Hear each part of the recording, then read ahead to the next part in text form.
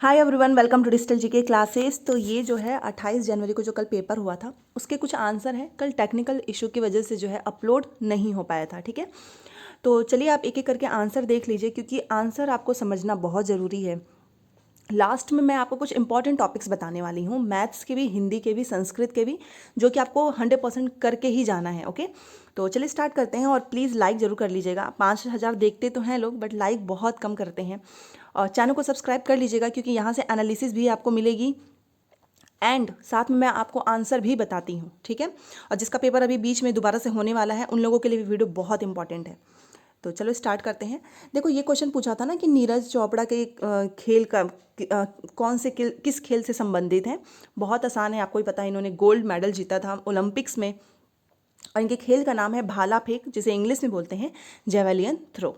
ठीक है, कुडुक भाषा, ये देखो कुडुक जो है कहाँ की स्थानीय भाषा है, झारखंड की है। और तोरांग जो है, तोरांग का अर्थ भी ध्यान रखना, वन कहते हैं। ठीक है ना, तो यहाँ पर तोरांग को क्या कहते हैं, मतलब जो वन होता है उसको कहते हैं तोरांग। तो तोरांग का अगर कभी मीनिंग पूछे तो आपको ध्यान रखना है कि तोरांग को वन कहते हैं। और कुडुक कहाँ की स्थानीय भाषा है, झारखंड की है। घटपर्डी पौधा जो है भारत में, आपको पता है ना, मेघालय में पाया जाता है। ये क्वेश्चन पूछा हुआ है। और भारत के बाहर जो है ऑस्ट्रेलिया एंड इंडोनेशिया में भी जो है पाए जाते हैं। तो घटपर्डी पौधा बहुत बार पूछ लिया है, इसको भी आपको ध्यान रखना है।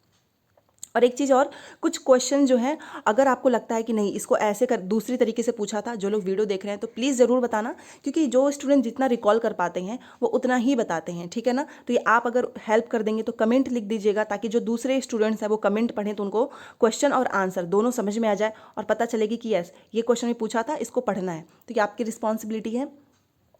बिना बीज के उगने वाले फल, अब इसमें थोड़ा सा डाउट है। अगर बिना बीज के उगने वाले फल पूछेंगे ना, तो देखो केला होता है, कटहल होता है, अनार होता है, नींबू होता है, सहतूत होता है। तो इसका क्वेश्चन आप मेरे को बताना कमेंट में। बट याद रखो, जिसका पेपर है अगर ऐसे क्वेश्चन पूछेगा कि बिना बीज के उगने वाले फल, तो बहुत सारे हैं। अगर आप गूगल भी करोगे ना तो बहुत सारे फल मिल जाएंगे। बट कौन सा फल पूछा है ये मुझे नहीं पता है, तो मैंने कुछ एग्जाम्पल्स रख दिए हैं, जैसे केला है, कटहल है, अनार है, नींबू है, सहतूत है। ठीक है, झूम खेती, झूम खेती का दूसरा नाम, ये कितना आसान है, इसको स्थानांतरित कृषि बोलते हैं, स्लैश एंड बर्न बोलते हैं। काटो और जलाओ, फिर दूसरे क्षेत्र में चले जाते हैं, फिर वहाँ पे खेती करने लगते हैं। स्थानांतरित कृषि का मतलब यही होता है, जिसे झूम खेती बोलते हैं। तो झूम खेती का दूसरा नाम है स्थानांतरित कृषि। इस वाले क्वेश्चन में पश्चिम बंगाल की पारंपरिक कला पूछा था कि लोक नृत्य कला, ये अभी तक क्लियर नहीं हो पाया है। बट अगर पारंपरिक कला आए तो इसको ध्यान रखना है आपको, इसको बोलते हैं अल्पना। ठीक है ना, तो पश्चिम बंगाल की पारंपरिक कला क्या होती है, अल्पना होती है।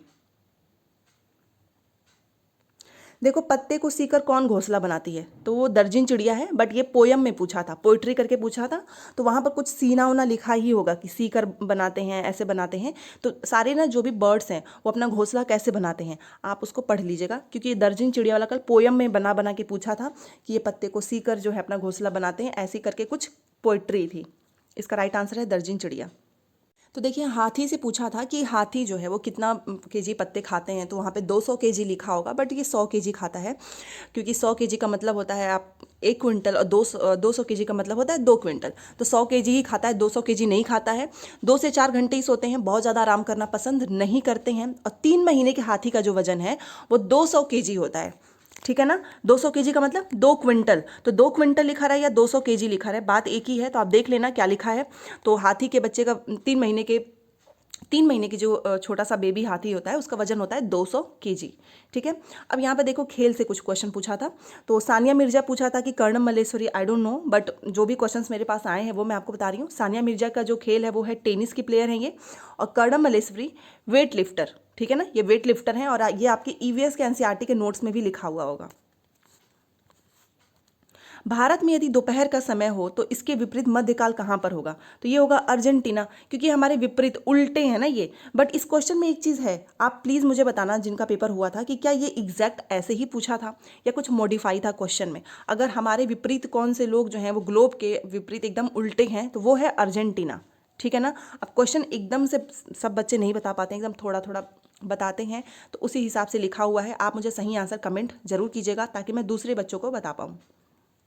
यहाँ पर देखिए कुछ इंपॉर्टेंट है, हीमोग्लोबिन आपको पढ़ना है, ये सारे क्वेश्चन पूछे हुए हैं। जंतु रोपड़ से आए हैं, थीम से आया है, निपुण एनसीएफ पियाजे, वाइगोस्की, कोलबर्ग समावेशी, ठीक है। और मैथ में देखिए पैटर्न है, एरिया है, ट्राइंगल है, एलसीएम एचसीएफ है और घड़ी है, वैन हीले है, परिमाप है, पोर्टफोलियो है और स्वनिम हिंदी में है। संस्कृत में देखिए आपका प्रत्यय पूछा था, संस्कृत भी कल की अच्छी आई थी, प्रत्यय से संबंधित कुछ प्रश्न थे। अच्छा एनईपी जो है वो सब में शायद पूछ रहा है, एनसीएफ भी पूछा था, पोर्टफोलियो तो मैंने आपको बता ही दिया। तो ये कुछ इंपॉर्टेंट टॉपिक्स हैं।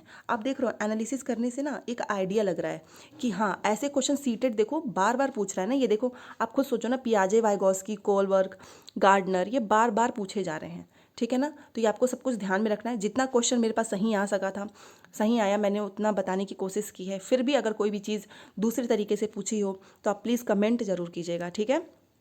चलिए दोपहर की फिर से एनालिसिस देखेंगे। चैनल को सब्सक्राइब जरूर कर लेना और वीडियो पसंद आए तो लाइक करें। Thanks for watching.